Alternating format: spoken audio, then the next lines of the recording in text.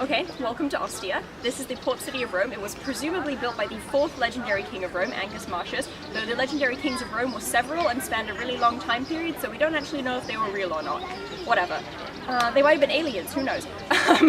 So we are now on the Decumanus of Ostia Antica in the necropolis, but there's lots of dead people. You know, that sounds like a good place to start. So we have yet to pass into the actual city, but Ostia's main period of occupation was the 3rd century and the 2nd century AD or CE, so Common Era.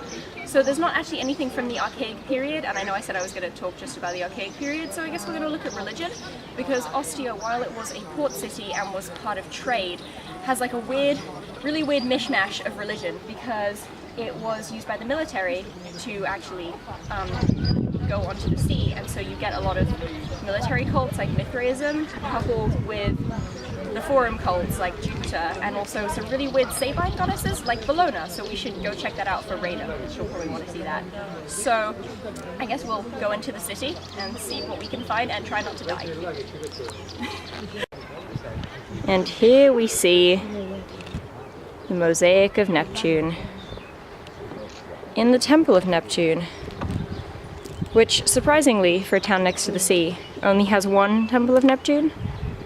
Well, Ostia is not by the sea anymore because the coast has silted in and so it's moved out, but it was by the sea. I think this was the mosaic I tried to crawl under. Maybe? That sounds like something I did. Okay, this is super exciting. Okay, it's not exciting because it's Neptune, but it's super exciting because there's hippocampi, like rainbow, and then there's an Epheotaurus, like Bessie, with the Epheotaurus. Yeah, there's Neptune too, but, you know, it's not as cool. And there's a Capricorn. So here we are behind the theatre. If you turn around, you see the theatre. It's a theatre. It's pretty small actually. And here we are at the Temple of Ceres, which is really cool because you actually have the platform standing and you can go up it, which normally you can't, so we're going to go up it because it's cool. Ceres is a chthonic goddess. She's female. She's the mother of Proserpina, who is Persephone. Oh my god. Oh, look at those dogs. And she's chthonic because she has to do with vegetation and things in the earth. So chthonic does not only apply to underworld gods, but also to gods that have to do with nature or agriculture, like Saturn and things like that. So let's go up the temple. Go up the temple. Try not to kill the tourists. Try not to trip. Okay. Massimo, la faccio a te solo, a te solo, yeah.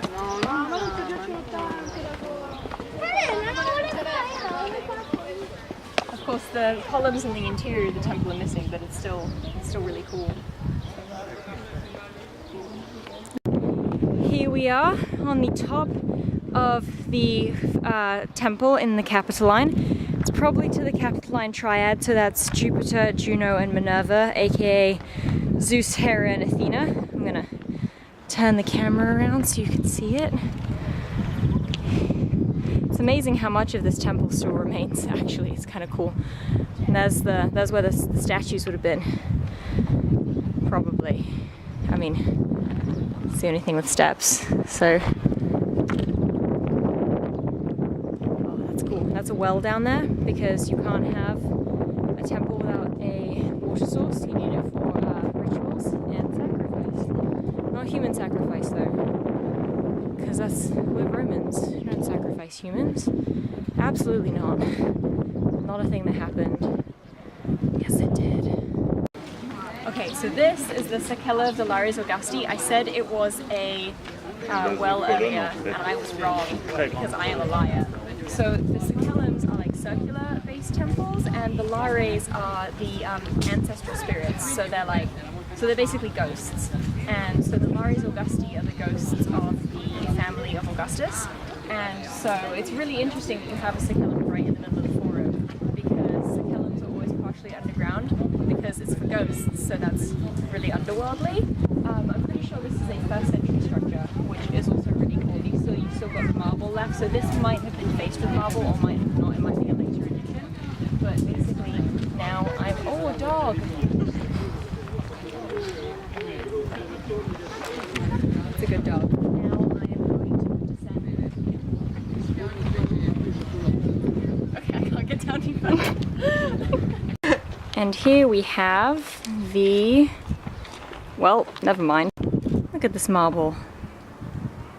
Some good shit.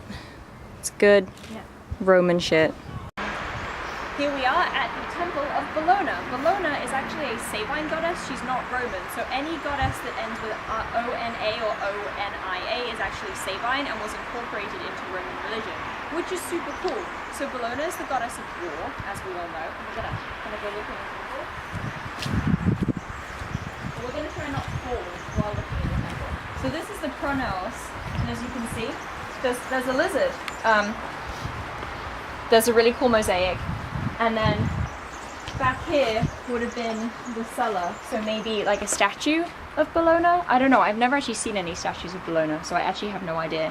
What's really cool about temples of Bellona is that the priest, like the main priest of Bellona, it was the tradition that if Rome declared war, they had to throw a bloodied spear into the enemy territory. But of course, when you get to like the 2nd and 3rd century AD or like CE, you've got, you know, Rome fighting with like the French, well, the Gauls basically. You know, the priest wasn't gonna go over to France, so they would just throw it across the temple. So, you know, I hope you have good aim. Hope you don't hit someone. That'd be really awkward. And there's a well, a real well, not like a fake well like I said before with the Sikellum, like a real, actual well, because rituals.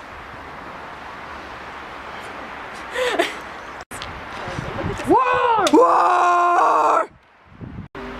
Okay, so this is the Sanctuary of Attis, which is really close to the Temple of Magna Mater, which we'll go to in a second. So Attis, in textual stories, is kind of like the lover of Cybele, who is Magna Mater, so she's the Eastern goddess. So it's really cool to have a sanctuary here. What's really awesome about it is that it's circular again, so like we looked at the Lares, so you have a lot of there's a lot of non-specifically like Greco-Roman gods in this part, because Attis and Magna Mater come from Turkey or the Near East, and Bellona comes from the Sabines. So that's really interesting. We have all these different temple things. Also, there's satyrs on either side, which is weird. I don't normally see colossal statues of satyrs. I don't know about you guys, but that's interesting.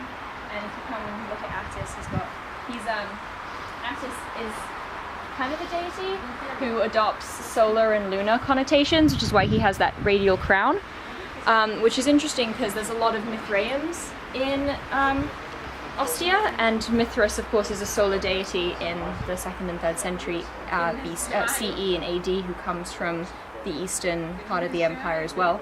So we've got lots of weird non-Roman gods going on, and that probably stored grain. You're not going to throw something at me this time, so I think I'm sick. Oh.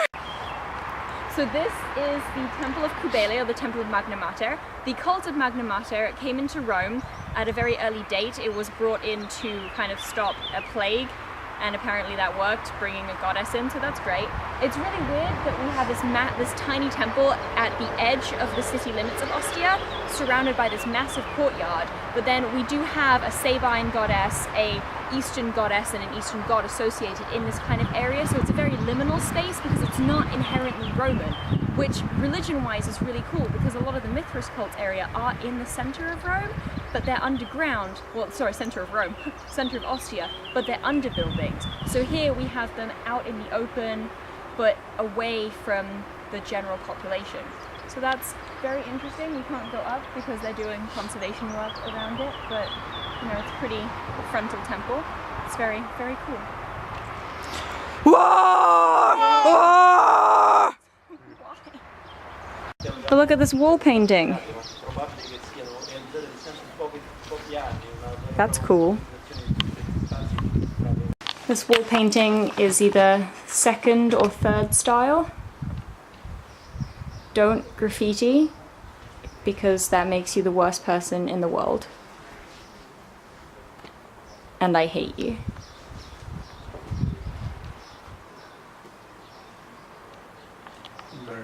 This is a gym.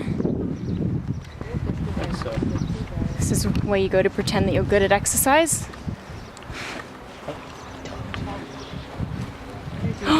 Oh, dog. Eating a pine.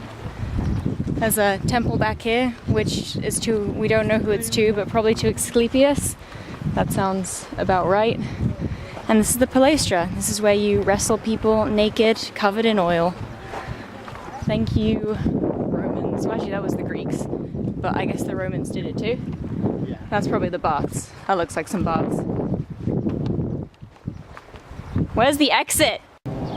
We're in Ostia, so we have to do at least one Mithraeum. This is one of the Mithraeums. As you can see, it is a covered building. If you get really close, you can see there's some mosaics inside of it. Mithraeums were basically meeting houses for members of the Mithraic cult, which came to its height in the 2nd and 3rd centuries AD/CE, and was brought over from the eastern part of the empire by soldiers. So it's very fitting that there's a lot of Mithraeums in Ostia, because Ostia was one of the port cities where the soldiers were coming in and out of.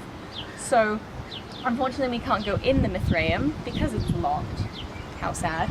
But if you come here, you can see that the Mithraeum has frescoes in it, and these frescoes would normally be pictures of Mithras himself, who is a solar deity, and then you would have the different levels of initiation. One of them, the levels of initiation, is Saturn actually, which is kind of weird, but the basic one is crows, which is kind of metal.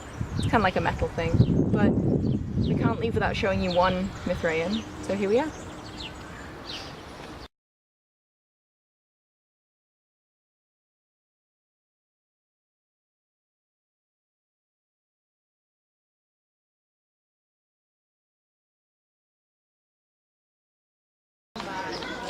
Go! Welcome to Ostia.